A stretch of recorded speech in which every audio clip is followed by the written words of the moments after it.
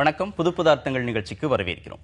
இன்றைய நிகழ்ச்சியில் விடுதலை சிறுத்தைகள் கட்சியின் திரு ஆளூர் ஷானவாஸ் அவர்களும் ஊடகவியலாளர் திரு சுமன் சி ராமன் அவர்களும் பங்கேற்கிறாங்க. வணக்கம். காவிரி பிரச்சனை தொடர்பாக திமுக நடத்தும் அனைத்து கட்சி கூட்டத்தில் விடுதலை சிறுத்தைகள் கட்சி கலந்து கொள்கிறது.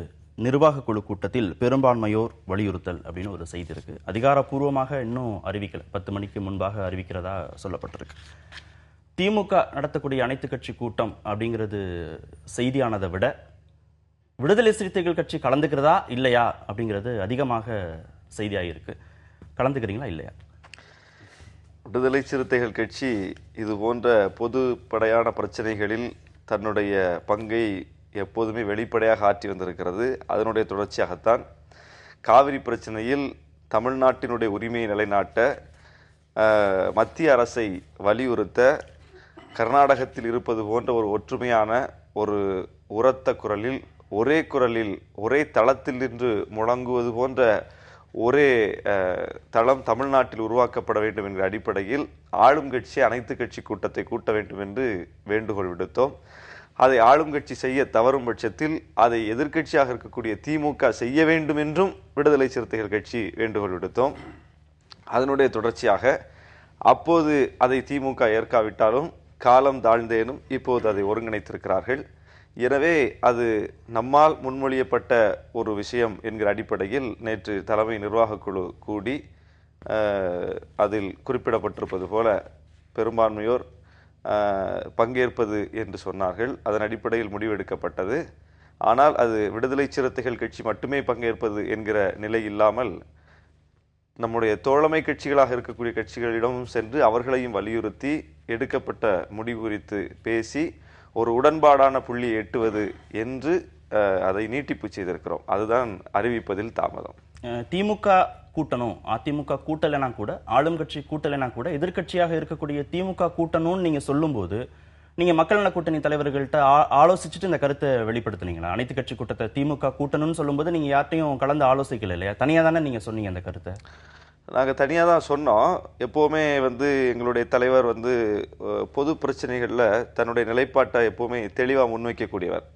முதலமைச்சர் மருத்துவமனையில் அனுமதிக்கப்பட்ட பிறகு அதிமுக தரப்பினரும் தோழமை கட்சியினரும் மட்டுமே பார்த்து கொண்டிருந்தார்கள். அதிமுகவின் தோழமை கட்சிகள் போய் நலம் விசாரித்து வந்து கொண்டிருந்தார்கள். எதிர்நிலையில் இருக்கக்கூடிய எதிர்கட்சி வரிசையில் இருக்கக்கூடிய ஒருவர் கூட அதை போய் சந்திப்பது, முதலமைச்சருடைய நலத்தை விசாரிப்பது என்கிற அளவில் நடக்காமல் ஒரு தேக்க நிலை இருந்தது. அதை உடைத்தவர் எங்களுடைய தலைவர் தான். முதல் முறையாக போய் பார்த்த பிறகுதான் இன்றைக்கு திமுக உள்ளிட்ட பல கட்சிகளும் அல்லது அனைத்து கட்சிகளுமே போய் பார்க்கக்கூடிய ஒரு சூழல் தமிழ்நாட்டில் வந்துச்சு. அதான் யாரையும் கன்வின்ஸ் பண்ணல, நாங்க பார்க்க போறோம், நீங்களாம் பாருங்க, நீங்க யார்ட்டையும் நீங்க சொல்லல, முடிவெடுத்துட்டீங்க மக்களமைச்சரை பார்க்கணும்னு போனீங்க, பாத்தீங்க. அதே மாதிரி அதிமுக கூட்டலைனா திமுக கூட்டணும்னு நீங்க சொல்லிட்டீங்க இல்லையா? இப்ப மட்டும் ஏன் நீங்க மக்கள் நல கூட்டணியில் இருக்கக்கூடிய மற்ற கட்சிகளையும் நாங்க கலந்து ஆலோசிச்சு ஒரு ஒருமித்த கருத்து வருவதற்காக அப்படிங்கறதெல்லாம் இந்த காலதாமதத்தை அது ஏன்னா மக்கள் நல கூட்டணியினுடைய கூட்டம் டெல்லியில் நடைபெற்றது. அதாவது இந்த 2 பொருள் பற்றி விவாதிக்கப்பட்டது குடியரசுத் தலைவரை பார்த்த பிறகு டெல்லியில் நடந்த கூட்டத்தில். ஒன்று, இடைத்தேர்தலை புறக்கணிக்க வேண்டும் என்கிற முடிவு, புறக்கணிப்பதா அல்லது பங்கேற்பதா என்கிற விவாதம். திமுக கூட்டுகிற கூட்டத்தில் பங்கேற்பதா புறக்கணிப்பதா என்கிற விவாதம். 2 விவாதம். ஒரு விவாதத்தில் 3 கட்சிகளுக்கும் ஒத்த கருத்து, மார்க்சிஸ்ட் கம்யூனிஸ்ட் கட்சிக்கு மாற்று கருத்து, தேர்தலில் பங்கேற்க வேண்டும் என்பது அவருடைய கருத்து. மற்ற 3 கட்சிகளுக்கும் பங்கேற்க வேண்டாம் என்கிற கருத்து. அங்கே ஒரு பெரும்பான்மை பங்கேற்க வேண்டாம் என்கிற கருத்து. மார்க்சிஸ்ட் கம்யூனிஸ்ட் கட்சி தங்களுடைய நிர்வாக குழுவில் பேசிவிட்டு நாங்கள் முடிவை சொல்கிறோம் என்று சொன்னார்கள். அது அந்த வகையில் போனது. இதில் திமுக கூட்டுகிற கூட்டத்தில் பங்கேற்பது குறித்து அந்த 3 கட்சிக்கும் ஒரே கருத்து, பங்கேற்க வேண்டாம் என்கிற கருத்து. விடுதலை சிறுத்தைகளுக்கு பங்கேற்க வேண்டும் என்கிற கருத்து. அப்படி அவர்களுக்கு எப்படி ஒரு வாய்ப்பை அந்த கூட்டம் வழங்கியது, அதே மாதிரி விடுதலை சிறுத்தைகளுக்கும் ஒரு வாய்ப்பை வழங்கினார்கள், நிர்வாக குழுவில் பேசிவிட்டு சொல்லுங்கள் என்று. அந்த அடிப்படையில் பேசியிருக்கிறோம், போய் சொல்லியிருக்கிறோம். எங்களுடைய கருத்து பங்கேற்பது என்பதுதான். எனவே நாம் எல்லோரும் பங்கேற்பது என்கிற அளவுக்கு அதை ஒரு விரிந்த தளத்திற்கு கொண்டு போனால் சரியாக இருக்கும் என்று சொல்லியிருக்கிறோம். அதுவும் அது வெறுமனே திமுக கூட்டத்தில் பங்கேற்பது என்பது மட்டுமல்ல. நீங்க அனைத்து கட்சி கூட்டத்தை நாங்கள் சொன்னபோது திமுக கூட்டவிட்டாலும் அதற்கு பிறகு அக்டோபர் 6ஆம் தேதி விவசாயிகளை கூட்டிவிட்டார்கள் அனைத்து கட்சி கூட்டத்தில். நீங்க கலந்துக்கிட்டோம். திமுக கலந்துக்குச்சு, எல்லா கட்சிகளும் கலந்துக்கிட்டாங்க, பெரும்பாலான கட்சிகள் கலந்துக்கிட்டாங்க. அந்த கூட்டத்தில் தான் இந்த அக்டோபர் 17-18 ரயில் மறியல் போராட்டத்திற்கான தீர்மானம் இயற்றப்பட்டது. குடியரசுத் தலைவரை சந்தித்து அனைத்து கட்சியினரும் போய் மனு அளிப்பது என்கிற தீர்மானம் நிறைவேற்றப்பட்டது. 10 லட்சம் பேர் கூடி மிகப்பெரிய பிரமாண்டமான பேரணியை நடத்துவது என்கிற தீர்மானம் நிறைவேற்றப்பட்டது. ஒரு அனைத்து கட்சி கூட்டம் தமிழ்நாட்டில் நடந்துருச்சு. நடக்காத நிலையில் தான் நாம அதிமுகவை கூட்ட சொன்னோம். அதிமுக தவறுனா திமுகவை கூட்ட சொன்னோம். அதிமுகவும் கூட்டல, திமுகவும் காலம் தாழ்த்திருச்சுங்கிற அடிப்படையில் தான் விவசாயிகளை கூட்டுறாங்க. அப்போ ஒரு அனைத்து கட்சி கூட்டம் தமிழ்நாட்டில் நடந்துருச்சு. அதுல தீர்மானங்கள் இயற்றப்பட்டுருச்சு. அந்த தீர்மானத்தின் அடிப்படையில் ரயில் மறியல் நடந்துருச்சு. ஆனால் இரண்டாவது தீர்மானமாக இருக்கக்கூடிய குடியரசுத் தலைவரை சந்திப்பதுங்கிறது அனைத்து கட்சியும் சேர்ந்து போய் சந்திக்கல. அதிமுக எம்பிக்கள் சந்திச்சிட்டாங்க, திமுக எம்பிக்கள் சந்திச்சிட்டாங்க. போராட்டத்துல நீங்க நாங்களும் போய் சந்திச்சோம். திமுக நடத்தின விவசாயிகள் சம்பந்தமாக அந்த அமைப்புகள் சார்ந்த கூட்டத்தில் நீங்க பங்கேற்றீங்களான்னு கேக்குறேன். அதுல இடதுசாரிகள் பங்கேற்றாங்க. நீங்க பங்கேற்றீங்களான்னு கேக்குறேன். எங்களுக்கு அதுக்கு அழைப்பு வரல, நாங்க பங்கேற்கல. இதுக்கு அழைப்பு வந்திருக்குது, பங்கேற்பது குறித்து பேசிக்கிட்டு இருக்கோம். நீங்க எப்படி பாக்குறீங்க? இன்னொரு 3 மணி நேரத்துல சொல்லிடுறோம் அப்படின்னு சொல்லியிருக்கிறாங்க.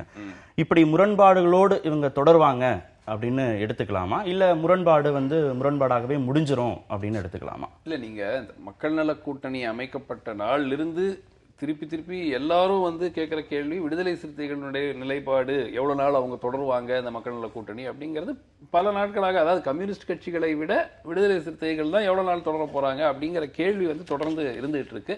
ஏன்னா நீங்க இந்த தேர்தல் முடிந்த, சட்டப்பேரவை தேர்தல் முடிந்த பிறகு கூட திருமாவளவன் அவர் சொன்னது 2019ஆம் ஆண்டு மதசார்பற்ற ஒரு கூட்டணி அமைக்கிறதுல ஒன்றும் தவறு இல்லை, அதுல விடுதலை சிறுத்தைகள் பங்கேற்கிறதுல தவறு இல்லைன்னு. ஸோ ஏற்கனவே அதாவது இந்த மக்கள் நல கூட்டணிக்கு அப்பாற்பட்டு ஒரு அரசியல் தேடுறதுக்கான ஒரு முயற்சி ஏற்கனவே தொடங்கினது தான். என்னை பொறுத்த வரைக்கும் கிட்டத்தட்ட ஒரு ஜூன் மாதத்திலிருந்தே இந்த டிஸ்டன்சிங் ஃப்ரம் மக்கள் நல கூட்டணி. ஏன்னா அப்கோர்ஸ் ஒன்னா சந்திப்போம், ஒன்னா உள்ளாட்சி தேர்தலுக்கு போவோம், அதெல்லாம் அறிவிப்புகள் வந்தாலும் அடிப்படையாக ஒரு ஆப்ஷன் பி, பிளான் பின்னு சொல்லுவாங்க, பிளான் பியை அவங்க தயாரிச்சுட்டு தான் இருக்கிறாங்க. ரெண்டாவது இந்த விடுதலை சிறுத்தைகள் மட்டும். ஸோ இதுல மிக முக்கியமா பார்க்க வேண்டியது, இந்த ஃபர்ஸ்ட் அனைத்து கட்சி கூட்டம் இருந்திருக்க வேண்டுமா? நிச்சயமா திரு ஷானவாஸ் சொல்றது போல நிச்சயமாக ஆளும் கட்சியை கூட்டியிருக்க வேண்டும், மாற்று கருத்துல. எஸ்பெஷலி எப்போன்னா மத்திய அரசு அந்த யூ டர்ன் எடுத்தாங்க உச்சநீதிமன்றத்தில், திருப்பியும் மேலாண்மை வாரியம் பார்லிமெண்ட் மூலமா தான் அமைக்க முடியும் அப்படிங்கிற யூ டர்ன் எடுத்தப்பறம் நிச்சயமாக ஒரு அனைத்து கட்சி கூட்டம் கூட்டப்பட்டிருக்க வேண்டும் என்று மாற்று கருத்து இல்லை.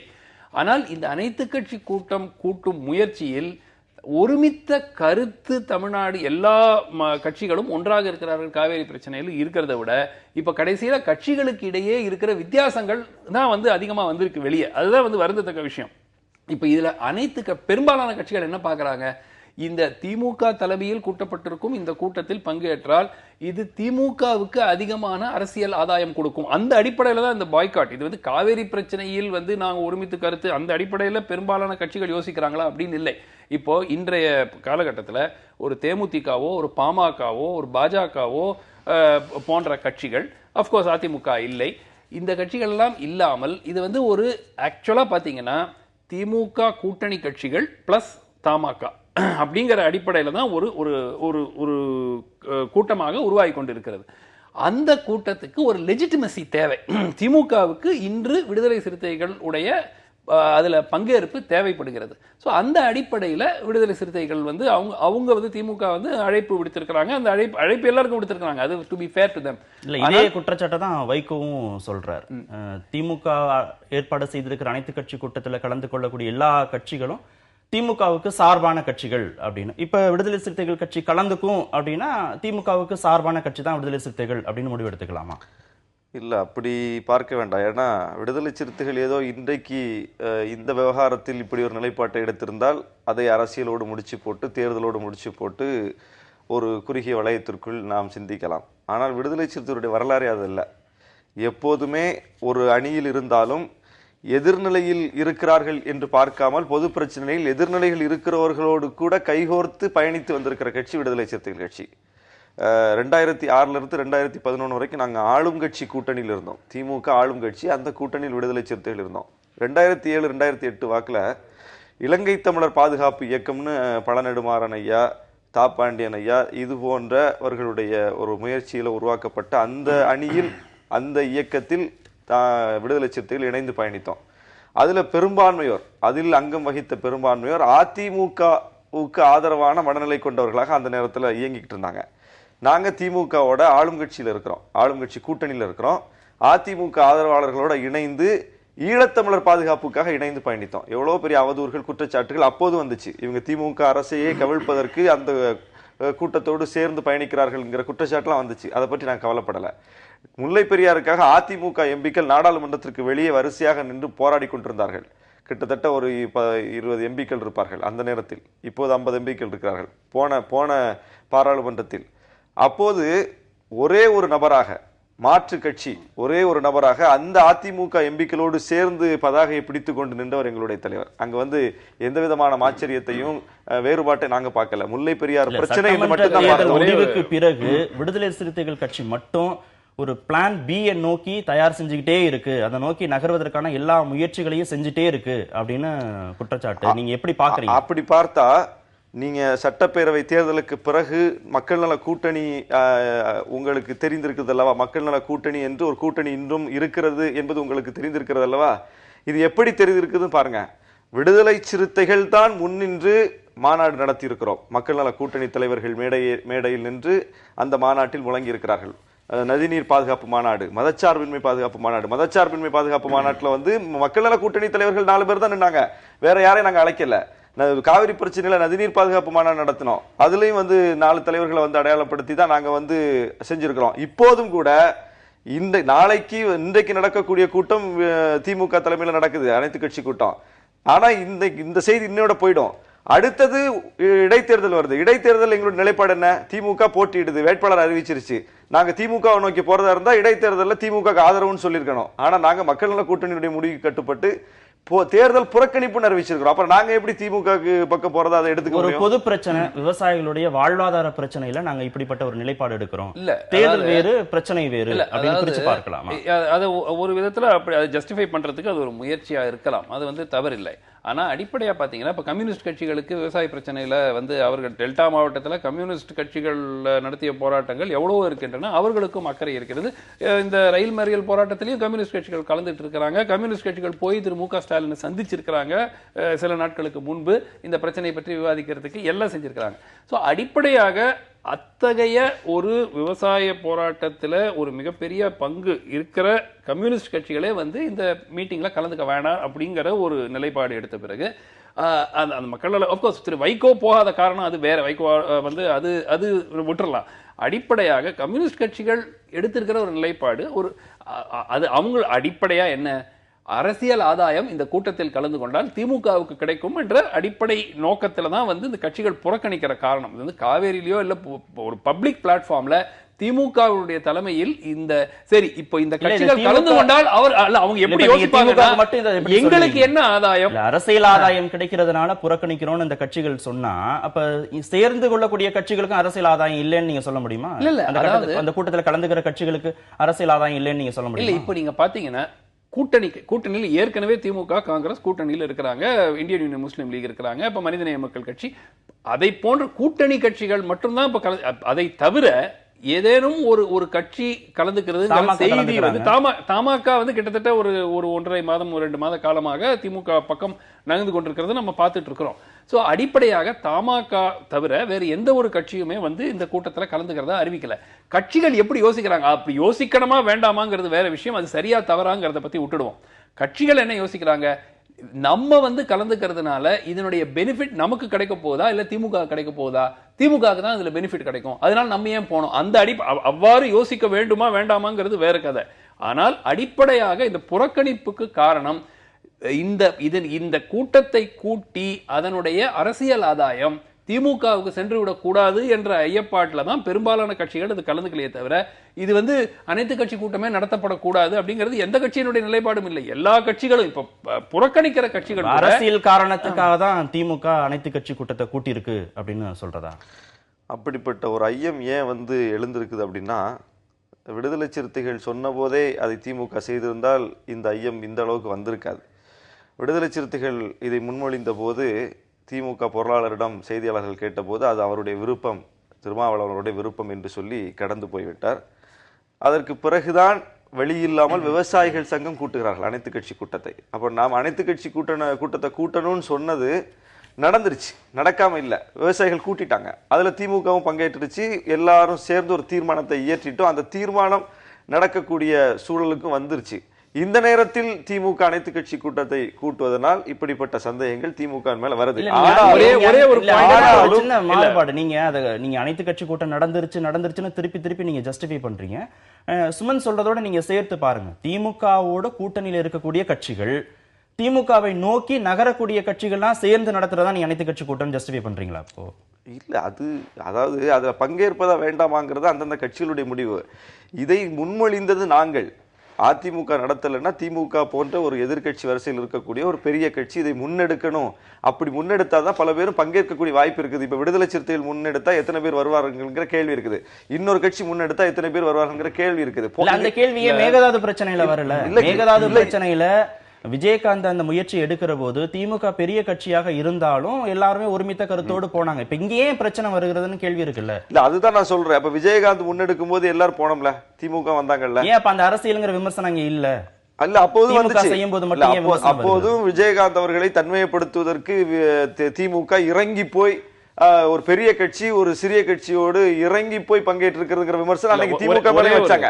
அன்னைக்கு விமர்சனம் எல்லாம் எழாம இல்ல, அது அரசியல் ரீதியாக தேர்தலோடு முடிச்சு போட்டு தான் அன்னைக்கு பேசப்பட்டது. ஆனாலும் அதையும் தாண்டி அந்த செயல் நடந்தது. நாங்க அது போன்ற ஒரு செயல் நடக்கணும்னு விரும்புறோம். இதுல தேர்தலுக்கு என்ன இருக்குது, அரசியலுக்கு என்ன இருக்குது? இதுல தேர்தலை தாண்டி அரசியலை தாண்டி பொது பிரச்சனையை பொது பிரச்சனையாக பார்க்கிற ஒரு பாங்கு விடுதலை சிறுத்தைகளுக்கு இருக்கிறது. நாங்க அந்த கோணத்துல தான் எல்லாவற்றையும் அணுகிறோம். இல்ல, அடிப்படையாக இந்த தேர்தல் கண்ணோட்டத்தோட இது பாக்குறாங்களா இல்லையாங்கிறது ஒரு புறம் இருக்கட்டும். அதாவது இந்த பர்டிகுலர் அனைத்து கட்சி கூட்டத்துல இப்போ கூட்டணும், அதாவது ஏன் இதுக்கு அவசியம் அப்படின்னா, நிச்சயமா திமுக இப்பொழுது ஒரு அழைப்பு விடுப்பதில் எந்த விதமான தவறும் இல்லை. நான் அதாவது திமுக தரப்புல இப்போ அனைத்து கட்சி கூட்டம் கூட்டுறதுக்கு ஆளுங்கட்சி செய்யாத பட்சத்தில் அவர்கள் செய்வதில் எந்த விதமான தவறும் இல்லை. ஏன் இப்போ அதிகமா தேவைன்னா சென்ட்ரலுடைய யூட்டர்ன். இது வரைக்கும் சென்டர் கோர்ட்ல ஏதோ நடந்துகிட்டு இருக்கு அப்படிங்கிற ரீதியாகத்தான் இது இருந்தது. உச்சநீதிமன்றம் அந்த தீர்ப்பு சொல்லட்டும், அந்த தீர்ப்பை நாங்க நிறைவேற்றுறோம் அப்படிங்கிற ஒரு பேசிஸ்ல இருந்ததே. நிறைவேற்ற என்ன நடவடிக்கை எடுத்தாங்கிறது வேற. ஆனால் அந்த நிலைப்பாடு இருக்கிற வரைக்கும் அனைத்து கட்சி கூட்டம் நம்ம கூட்டி பெருசா ஒன்றும் சாதிக்க போறதில்ல. ஆனால் சென்ட்ரல் கவர்மெண்ட் கர்நாடகாவினுடைய நிலைப்பாடு அந்த பார்லிமெண்ட் மூலமாக தான் அமைக்கப்பட வேண்டும் மேலாண்மை வாரியம் என்று அந்த நிலைப்பாடை அவர்கள் மாற்றிக்கொண்ட பிறகு மத்திய அரசு மீது அழுத்தம் கொடுக்க வேண்டிய அவசியம் அதிகமாக இருக்கிறது. அப்பதான் பிரஷர் ஏதாவது கொடுக்கணும் நீங்க சென்ட்ரல் கவர்மெண்ட் மேல. சென்ட்ரல் கவர்மெண்ட் சரி நாங்க கோர்ட் என்ன சொன்னாலும் நாங்க பண்ண போறோங்கிற ரீதியாக இருக்கும்போது உங்களுக்கு அழுத்தம் கொடுத்து கூட ஒன்றும் நடக்க போறதில்லை.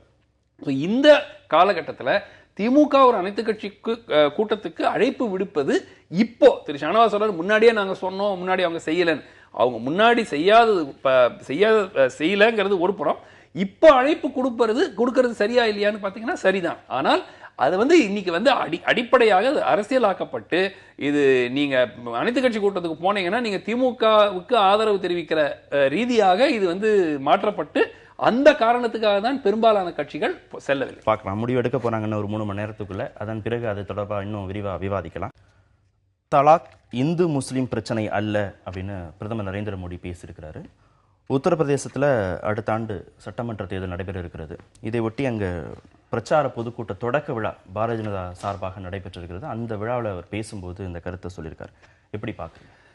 இந்த தலாக் விஷயத்தை மட்டும் அல்ல, தொடர்ந்து பார்த்தீங்கன்னா இந்த யூனிஃபார்ம் சிவில் கோட் பொது சிவில் சட்ட கொண்டு வர வேண்டிய காரணமே இது ஒரு மத ரீதியான ஒரு பிரச்சனை அல்ல, இது பெண் உரிமை பிரச்சனை அப்படிங்கிற அடிப்படையில் தான் தொடர்ந்து அரசும் சொல்லிட்டு இருக்கு. சீனியர் லீடர்ஸ் எல்லாருமே அதை தான் பேசிட்டு இருக்காங்க. அது என்ன நோக்கம் இருக்கிறது, பாஜக செய்வதனால் அது சஸ்பெக்ட் ஆகுமா, அதெல்லாம் தனியா அது ஒரு தனி விவாதம். ஆனால் அடிப்படையாக அவர்கள் எடுக்கும் முயற்சிக்கு நம்ம தவறு சொல்ல முடியாது. ஏன்னா அடிப்படையாக இது ஒரு ரிலிஜியஸ் இஷ்யூவா மட்டும் நீங்க பார்க்காதீங்க. ஏன்னா இந்த லா கமிஷன் கொடுத்திருக்கிற குவெஸ்டனர்ல கூட இந்து மதத்தில் இருக்கிற சில குஜராத்தில் இருக்கிற சில பழக்க வழக்கங்கள் அதை மாற்றி அமைக்க வேண்டுமா, கிறிஸ்துவ மதத்தில் இருக்கிற விவாகரத்துக்கு 2 ஆண்டு பொறுத்திருந்துக்க வேண்டியது, மற்ற மதங்கள்ல 1 ஆண்டு தான், இது மாற்றி அமைக்க வேண்டுமா அப்படின்னு அடிப்படையா அனைத்து மதங்களுக்கு பொதுவான பல பிரச்சனைகள் தான் எடுத்து முன் வைத்திருக்கிறாங்க. இது நேரம், அதாவது உத்தரப்பிரதேச தேர்தலுக்கு சில மாதங்களுக்கு முன்பு முன்வைக்கப்படுகிறது அப்படிங்கிற ரீதியாக இது சஸ்பெக்ட் அப்படின்னு எடுத்துக்கணுமா, ரெண்டாவது இதில் விவாதமே இருக்கக்கூடாது என்று இப்ப வந்து ஆல் இந்தியா முஸ்லிம் ஏற்கனவே பேசும்போதெல்லாம் மத ரீதியாக இதை அணுகக்கூடாதுன்னு தான் ஸ்டேட்மெண்ட்லாம் வந்துட்டு இருந்தது மத்திய அமைச்சர்கள்லாம் சொல்லும் போது. இப்ப மோடி ரொம்ப ஷார்ப்பா இந்து முஸ்லிம் பிரச்சனையாகவே பார்க்க கூடாதுன்னு சொல்றதை எப்படி எடுத்து இல்ல, அதாவது ஏன் இந்த பேச்சு ஏன் வந்துச்சுன்னா, இப்ப சமீப ஒரு 2 வாரத்துக்கு முன்பு இந்த ஆல் இந்தியா முஸ்லிம் பர்சனல் லா போர்டு வந்து அவங்க அறிவிக்கிறாங்க, இதில் இந்த விவாதத்திலேயே நாங்க கலந்துக்கல அப்படிங்கறத வந்து அவங்க அறிவிக்கிறாங்க. அந்த அறிவிப்பு வந்த பிறகு இது வந்து ஒரு முக்கியத்துவம் அதிகமா வருது. ஏன்னா அப்கோர்ஸ் கிறிஸ்துவ அமைப்புகளும் சிலர் அறிவிச்சிருக்கிறாங்க இந்த விவாதத்தில் நாங்க கலந்துக்க மாட்டோம் அப்படிங்கிற ரீதியான அறிவிப்புகள் வந்திருக்கு. ஆனால் இந்த பெரும் பிரச்சனையே வந்து இந்த ட்ரிபிள் தலாக் அப்படிங்கிற அந்த ஒரு விஷயத்தில் தான் அதிகமான ஒரு சர்ச்சை ஏற்படுத்தினால் பிரதமர் இந்த மாதிரி சொல்லியிருக்கலாம். ஆனால் இதை வந்து ஒரு பெண்ணுரிமை பிரச்சனையாக பார்ப்பதில் உங்களுக்கு ஒரு ஒருமித்த கருத்து உருவாவதற்கான வாய்ப்பு, அனைத்து மதத்தின் தலைவர்களை ஒன்று கூட்டி இது பெண்ணுரிமையை எவ்வாறு பாதுகாக்க முடியும்னு கேட்டு நீங்க இதை மாற்றி அமைக்க ஒரு சீர்திருத்தம் கொண்டு வரதுக்கு முயற்சி செய்தால் அது வெற்றி அடைவதற்கான வாய்ப்பு அதிகம். நீங்க எப்படி பாக்குறீங்க?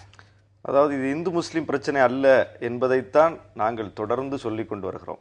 இது முஸ்லீமும் சம்பந்தப்பட்ட முஸ்லீம்களுக்கு உள்ளே நடக்கக்கூடிய ஒரு விவகாரம். இதுல இந்துவும் முஸ்லீமும் இதுல வர வாய்ப்பே கிடையாது. இந்துவும் முஸ்லீம்களுக்குமான விஷயத்துல அல்லது மற்றவர்களுக்கும் முஸ்லீம் அல்லாதவர்களுக்கும் முஸ்லீம்களுக்குமான விஷயத்துல பொதுச் சட்டம் என்னவோ குற்றவியல் சட்டம் என்னவோ அதைத்தான் முஸ்லீம்களும் பின்பற்றுகிறார்கள். சொல்லுகிறவர் மோடி. அதுதான் நான் சொல்ல பிரதமர், நாட்டின் பிரதமர். அரசு வருவதற்கு அதிகாரம் இருக்கிறதுல மத ரீதியான விஷயங்கள் பிரச்சனை வருகிற போது அதுதான் இது முஸ்லீம்கள் தொடர்பான விஷயம். அதை கையாளுவதற்கென்று தனித்த சட்டம் என்று ஒன்று கொடுக்கப்பட்டிருக்கிறது அரசியலமைப்பு சட்டத்தின்படி. அதை பின்பற்றுவதற்கான உரிமை கொடுக்கப்பட்டிருக்கிறது. சீக்கியர்களுக்கு எப்படி கொடுக்கப்பட்டிருக்கிறதோ மற்ற சமூகங்களுக்கு எப்படி கொடுக்கப்பட்டிருக்கிறதோ அதே போல முஸ்லீம்களுக்கு கொடுக்கப்பட்டிருக்கிறது. அந்த வகையில் அதற்குள் ஒரு சீர்திருத்தம் வேண்டும் என்று அதை மோடி அவர்கள் சொல்லுவதற்கு முன்னாலேயே அந்த சமூகத்திற்குள்ளேயே பலரும் போராடி கொண்டிருக்கிறோம். பல இடதுசாரி தலைவர்கள், இடதுசாரி கட்சிகள் தொடர்ந்து வலியுறுத்தி கொண்டிருக்கிறார்கள். இந்த ஒரே தவணையில் தலாக் சொல்வது என்பது அது இஸ்லாமிய சட்டத்துக்கே எதிரானது. அதுதான் தலாக் சட்டத்துக்கே எதிரானது. ஒரே தலாக்ல 3 தலாக், ஒரே தடவை 3 தலாக் சொல்லவே முடியாது. சொன்னாலும் அது ஒரு தலாக் தான். இடதுசாரி தலைவர்கள் போராடுறாங்க, உள்ள இருக்கக்கூடிய மத தலைவர்கள் சொல்றாங்கிறதுல எவ்வளவு காலம் அவங்க சொல்றாங்க? மாற்றங்கள் வந்துருச்சா வரலையா? அதாவது ஒரு சட்டம் தவறாக பயன்படுத்தப்படுகிறது. இன்னைக்கு நீதிமன்றத்திற்கு போன பெண்கள் கூட இந்த சட்டம் எங்களுக்கு எதிராக இருக்குன்னு சொல்ல வரல. இந்த சட்டத்தை நடைமுறைப்படுத்தக்கூடிய இடத்தில் இருப்பவர்கள் அதை தவறாக பயன்படுத்தி எங்களுக்கு அநீதி இழைக்கிறார்கள் தான் அவங்களுடைய கூற்று. அப்ப இன்றைக்கு பிரதமர் என்ன சொல்றாருன்னா, இது இந்த சீர்திருத்தத்தை வேண்டும் என்று சொல்லக்கூடிய வேண்டாம் என்று சொல்லக்கூடிய இஸ்லாமிய அறிஞர்களிடையே நடத்த வேண்டிய விவாதம்னு அவரே ஒத்துக்கிட்டார். அப்போ இஸ்லாமிய அறிஞர்கள் மட்டத்தில் நடக்க வேண்டிய விவாதத்தை நீங்க பொது விவாதமா கொண்டு வந்து பொது சிவில் சட்டம் என்கிற அளவுக்கு நீங்க அதை ஒரு எக்ஸ்ட்ரீமுக்கு கொண்டு போயிட்டு இன்னைக்கு திரும்ப அது முஸ்லிம் அறிஞர்கள் மத்தியில பேசி தீர்க்கலாம்னு பிரதமரே சொல்றாருன்னா பிரதமர் தானே முரண்படுறாரு அந்த இடத்துல. அதாவது இந்த இந்த இந்த கேஸை வந்து ஃபைல் பண்ண ஜாக்கியா சோமன் அப்படிங்கிற இஸ்லாமிய பெண்மணி அவங்களும் அதை சொல்லியிருக்கிறது வந்து பல ஆண்டு காலமாக இன்டர்னலா அறிஞர்களிடையே ஒரு மாற்றம் வர வேண்டும், மனமாற்றம் வந்து அவங்களே வந்து இதை கொண்டு வரணும். திரு ஷானவாஸ் சொல்றது தான் அவங்களும் முயற்சி எடுத்திருக்கிறாங்க. அதுக்கு பிறகுதான் அவங்க நீதிமன்றம் போயிருக்கிறாங்க. இப்போ திரு ஷானவாஸ் சொல்றதுல ஒரு விஷயம், இது மத தலைவர்களே சேர்ந்து இந்த மாற்றங்களை கொண்டு வந்துட்டாங்கன்னா அரசு தலையிட வேண்டிய அவசியமே இல்லை. இப்போ உதாரணத்துக்கு சனி சிங்கனாப்பூர்ல நடந்த பெண்கள் உள்ளே போகக்கூடாது, அந்த கோவிலுக்குள்ள அந்த உள் கர்ப்பகிரகத்துக்கும் செல்லக்கூடாது அப்படிங்கிற ஒரு அடிப்படையாக ஒரு இது அது வந்து இந்து மத ரீதியாக இருக்கிறதா எங்க இருக்கிறது அப்படிங்கிறது ஒரு புறம் இருக்கட்டும். அது அதுக்கு வந்து அங்க இருந்த அந்த டெம்பிள் ட்ரஸ்ட் அந்த அத்தாரிட்டிஸ் அதுல யார் அதிகாரத்தில் இருந்தாங்களோ அவர்கள் அதை ஒரு ரைட்டாக கொடுக்கறதுக்கு மறுத்தாங்க. ஸோ அதே மாதிரி அனைத்து மதங்களிலும் அந்த மதத்தினுடைய சில அம்சங்களினால் ஆதாயம் அடையுமோ இல்ல அவர்களுக்கு ஒரு பவர் கொடுக்கும் சில விஷயங்களை அந்த மதத்தை சார்ந்த நபர்கள் அதை விட்டு கொடுக்க, அது உண்மையாகவே அந்த மதத்தினுடைய அடிப்படையாக இருக்கிறதா இல்லையாங்கிறது வேற. மதம் செய்யலைன்னா அரசோ நீதிமன்றமோ செய்யலாம். அதுதான், அதாவது அரசியல் சாசன சட்டத்தில் என்ன சொல்லியிருக்காங்க, anything that is needed for reform, அதாவது அந்த சோஷியலாக கரெக்டிங் இன்இக்வாலிட்டி அந்த அடிப்படையில் அரசுக்கு தலையிடுவதற்கான உரிமை இருக்கிறது அப்படிங்கிறது சொல்லப்பட்டிருக்கிறது. அதை வந்து சட்ட ரீதியாக கொண்டு வருவதற்கு முன் ஒருமித்த கருத்து கொண்டு வருவதுதான் அரசினுடைய ஒரு முயற்சி. அந்த அடிப்படையில் தான் அந்த லா கமிஷன் இந்த கொஸ்டினர் கொண்டு வந்திருக்காங்க. 45 நாள்ல நீங்க உங்க ஒப்பீனியன் சொல்லுங்க. இதுக்கு எல்லா மத தலைவர்களும் ஒன்னா சேர்ந்து உட்கார்ந்து ஒரு ஒருமித்த கருத்து கொண்டு வந்து இது வந்து ஒரு மத பிரச்சனையாக பார்க்காமல் ஒரு பெண் உரிமை பிரச்சனையாக பார்த்தால் இது சுலபமாக அந்த கருத்தை யாருமே சொன்ன மாதிரி தெரியல. நாங்க எங்க மதங்குள்ள இருக்கக்கூடிய பிரச்சனைகளை நாங்க சரிப்படுத்துறோம், எங்களுக்கு போதிய கால அவகாசம் கொடுங்க அப்படின்னு யாரும் சொன்னதாக தெரியல. அரசு தலையிடக்கூடாதுங்கிறத தான் திரும்ப சொல்றாங்க. எல்லா மதங்களும் அதேதான், எல்லா மதங்களும் அததான் சொல்றாங்கன்னா, அப்ப மத ரீதியாக உள்ள நடக்கக்கூடிய மாற்றங்களை அவங்க செய்வதற்கு ஒரு டைம் ஃப்ரேம் வச்சுக்க மாட்டாங்க. திரும்ப அது பிரச்சனை ஆகிற போது அரசும் நீதிமன்றமும் தலையிடத்தானே செய்யும். நீதிமன்ற பல விவகாரங்களில் தலையிட்டு இருக்குது. பாதிக்கப்பட்ட பெண்களுக்கு நீதி வழங்கப்பட்டிருக்கிறது, அதையும் பார்க்கணும். நாம எத்தனையோ வழக்குகள்ல இந்த முத்தலாக் பிரச்சனையில மாட்டிக்கிட்ட பெண்கள், சிக்கி கொண்ட பெண்கள் நீதிமன்றத்தை அணுகியிருக்கிறார்கள். இஸ்லாமிய ஷரியத் சட்டத்தை பின்பற்றாமல் இவர்கள் தன்னிச்சையாக முடிவெடுத்து எங்களுக்கு அநீதி இழைத்திருக்கிறார்கள் பெண்கள் நீதிமன்றத்தை நாடும்போது அதில் தெளிவான வழிகாட்டுதலை நீதிமன்றமே வழங்கி இருக்கிறது. இஸ்லாமிய ஷரியத் சட்டத்தின் பிரகாரம் நீங்கள் அந்த பெண்ணுக்கு நீதிமன்றத்துக்கு போனா போதுங்கிறீங்க. அது சம்பந்தமான விவாதங்களே நடக்கக்கூடாதுன்றீங்க. இல்ல, அதை யாருக்கு சொல்லல. இதை வந்து முஸ்லிம் சமூகத்திற்குள்ள இந்த விவாதம் நடத்தப்பட்டு இந்த முத்தலாக் என்பது இஸ்லாமிய ஷரியத் சட்டத்திற்கு எதிரானது என்பது ஒப்புக்கொள்ளப்பட்டு அந்த அப்படி 3 தலாக் ஒரே நேரத்தில் சொல்லுவது நீக்கப்பட வேண்டும் என்கிற விவாதம் தான் முஸ்லிம் சமூகத்தில் அதிகமா இருக்குது. அதையும் தாண்டி இப்படி அதிகாரத்தில் இருப்பவர்கள், இந்த ஜமாத்தில் அதிகாரத்தில் இருப்பவர்கள் தவறிழைக்கிறார்கள் என்பது எக்ஸிகியூஷன்ல இருக்கிற பிரச்சனை, நடைமுறையில் இருக்கக்கூடிய பிரச்சனை. அதை நீக்குவதற்கு அந்த சமூகத்துல இன்னும் கனமான உரையாடல் நடத்தணும். உரையாடல் நடத்தணுங்கிறதை விட அதை அறவே நீக்கணும் என்பதுதான் அந்த சமூகத்துக்குள்ளே நடந்து கொண்டிருக்கிற விவாதம். இதை எதுவுமே தெரியாம, இது எதுவுமே புரியாம வெளியே அந்த சட்டமே பிரச்சனை, அந்த சட்டம் தான் இப்படிப்பட்ட ஒரு அநீதியை இழைச்சிட்டு இருக்கு என்பது போன்ற தோற்றம் ஏற்படுத்தப்படுது. ஏன்னா நீதிமன்றத்திற்கு போனவங்க சட்டத்தை நீக்கிங்கன்னு போகல. ஆனா இங்க என்ன விவாதம் நடந்துட்டு இருக்குது? லா கமிஷன் என்ன சொல்லுது? இப்படிப்பட்ட முறை நீடிப்பது இஸ்லாமிய பெண்களுக்கு எதிராக இருக்கிறது, எனவே அந்த சட்டத்தை தூக்கி விடலாமா என்றுதான் லா கமிஷன் கேக்குது. நீதிமன்றத்திற்கு போனவங்க அநீதி இழைக்கப்படுகிறதுனா என்ன அர்த்தம்? இந்த சட்டம் தவறாக பயன்படுத்தப்படுகிறது, சட்டம் தவறாக பயன்படுத்தப்படுவதுதான் பிரச்சனை. அதை கவனிக்கணும். சட்ட பிரச்சனை இல்ல, சட்டம் தவறாக பயன்படுத்தப்படுவது என்பது இந்த நாட்டில் உள்ள அனைத்து சட்டங்களுக்கும் பொருந்தும். அது ஷரியத் சட்டத்துக்கு மட்டும் பொருந்தாது. சட்டம் தவறாக பயன்படுத்தப்படுவதுன்னா நீங்க எல்லா சட்டத்தையும் கேள்விக்குட்படுத்தணும். எனக்கு ஒரே ஒரு கேள்வி, அடுத்த எக்ஸிகியூஷன் வேற ஒரு ஆள் வருகிற போதும் அந்த தலைமை பொறுப்புக்கு வருகிற போதும் அது அவர் தவறா பயன்படுத்தினார்னா அப்ப நீங்க என்னதான் முடிவு? அது எல்லாத்துக்கும் அப்படித்தானே. நீங்க காவல் நிலையத்துல எல்லாம் தவறாக பயன்படுத்தப்படலையா? பெண்களுக்கான சட்டங்கள் தவறாக பயன்படுத்தப்படலையா? வன்கொடுமை தடுப்பு சட்டம் தவறாக பயன்படுத்தப்படலையா? பெண்களுக்கு எதிரான இருக்கிற சட்டங்கள் பயன்படுத்துவதை நாம் தடுக்க வேண்டும் அப்படிங்கிறது தான் அந்த நோக்கம். சட்டமே வந்து தவறாக இருக்கிறதா, இல்லை சட்டத்தின் மூலமாக அதை எக்ஸிக்யூட் பண்றவங்க தவறாக செய்யறாங்க. அந்த சட்டத்தை யாரும் எதுக்குல எக்ஸிகியூஷன் பண்றவங்க மேலதான் பிரச்சனை. ஆனா இங்க வந்து வெளியில இருந்து அதையும் மாத்தி அமைக்கலாம் இல்லையா? அப்போ எக்ஸிகியூஷனை எப்படி வந்து தவறான முறையில் அது பயன்படுத்தாமல் எப்படி பாதுகாப்பது அப்படிங்கிறதுக்கு ஒரு விவாதம் இருக்கு. விவாதங்களாவது தேவை. வங்கிகள்ல 87,000 கோடி ரூபாய் கடன் பாக்கி வைத்திருக்கும் 57 பேர் அப்படின்னு ஒரு செய்தி இருக்கு. 500 கோடிக்கு மேல யாரெல்லாம் கடன் வாங்கி வங்கிகள்ல கடன் வாங்கி திரும்ப கொடுக்காம இருக்கிறாங்களோ அவங்க தகவலை தெரிவிக்கணும்னு ஒரு பொதுநல அமைப்பு உச்சநீதிமன்றத்தில் வழக்கு தொடுக்கிறாங்க. அந்த வழக்கு விசாரணையின் போது உச்சநீதிமன்றம் கேள்வி கேட்குது. இப்போ இந்த தகவலை கொடுக்குறாங்க, வங்கிகள் தரப்புல கொடுக்குறாங்க, யார் இவங்க, ஏன் இந்த கடன்லாம் திருப்பி கொடுக்கலன்னு. 57 பேருட்ட 87,000 கோடி ரூபாய் கடன் அப்படிங்கிறது வந்து ரொம்ப அதிகமான ஒரு தொகையாக இருக்கிறது. எப்படி இந்த செய்தியை புரிஞ்சுக்கிறது?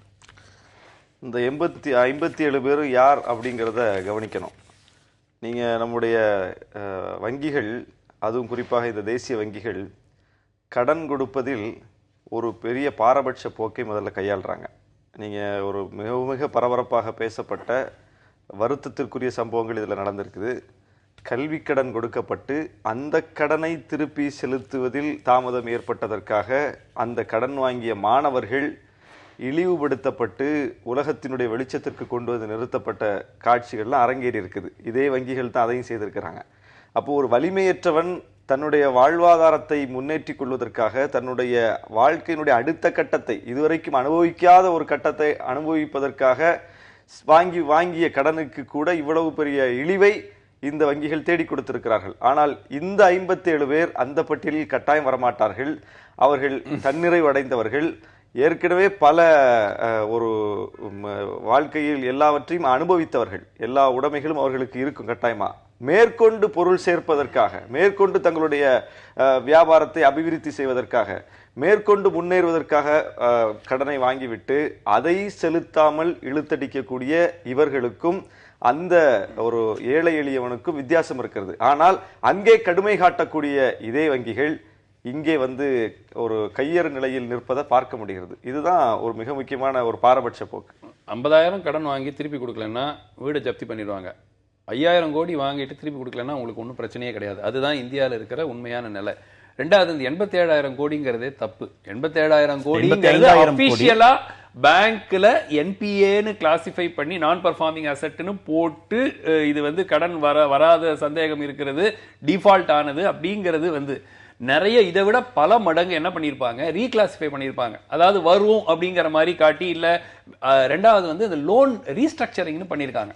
சமீப 2-3 ஆண்டு காலமாக ஒரு ஆப்ஷன் கொடுத்து நீங்க 5 வருஷத்துல திருப்பி வேண்டிய கடனை உங்களால கொடுக்க முடியலன்னு வச்சுங்க, பரவாயில்லைங்க நீங்க 20 வருஷத்துல கொடுத்துக்குங்கன்னு சொல்லி ரீஸ்ட்ரக்சர் பண்ணி, ஆக்சுவலா அது வரப்போறது இல்ல, ஆனா நீங்க என்ன சொல்றீங்க, 5 வருஷத்துல வராது 20 வருஷத்துல வராது. சோ அதனால உங்க புக்ஸ்ல உங்களுக்கு ஒரு கணக்கு காட்டியிருக்கீங்க. சோ இந்த 87,000 கோடிங்கிறது ஆக்சுவலா பல லட்சம் கோடி. 85,000 கோடி இல்ல, இந்த 57 பேர்ல இருந்து 85,000 கோடி இருக்கலாம் கார்த்தி. 85,000 கோடியே 57 பேர் கொடுக்கலங்கிறத வசூலிப்பதற்கு முடியாது. அதுக்கு வங்கிகள்ல விதி இருக்கு. அந்த பெயர்கள் எல்லாம் பெயர்களை வெளியே சொல்லாம இருக்கிறது. அதாவது இவங்க ஆர்பிஐ என்ன நடவடிக்கை, என்ன ஸ்டாண்ட் எடுக்கிறாங்கன்னா, நாளைக்கு இதுல உண்மையாகவே தொழில் செய்து தொழில்ல சில சிக்கல்கள் ஏற்பட்டு அவர்களால் திருப்பி கொடுக்க முடியாதவர்களும் இருக்கிறார்கள். வேண்டும் என்றே ஒரு தவறான நோக்கத்தில் கடனை வாங்கிட்டு கொடுக்க முடியும் ஆனா கொடுக்க மாட்டேங்கிறாங்க. அந்த மாதிரி குரூப் வில்ஃபுல் டிஃபால்டர்ஸ் இருக்கிறாங்க. சிலர் பிசினஸ் பேட் ஆனதுனால சில இது ரெண்டும் நம்ம பிரிச்சு பார்க்கணும் அப்படிங்கறது ஆர்பிஐ உடைய ஸ்டாண்ட்.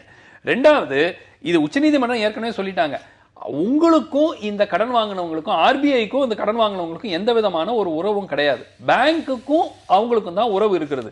நீங்க ஏன் பேங்க் சார்பா வாதாடுறீங்க? உங்கள் ஆர்பிஐ ஆகிய நீங்கள் உங்களுடைய கடமை நாட்டு மக்களுக்கு இருக்கணும். நாட்டு பேங்க் நீங்க அவங்களுடைய இதை ப்ரொடெக்ட் பண்றதுக்காக நீங்க இல்ல, நீங்க மக்களுடைய இன்ட்ரெஸ்ட் பாக்குறதுக்கு தான் இருக்கிறீங்க.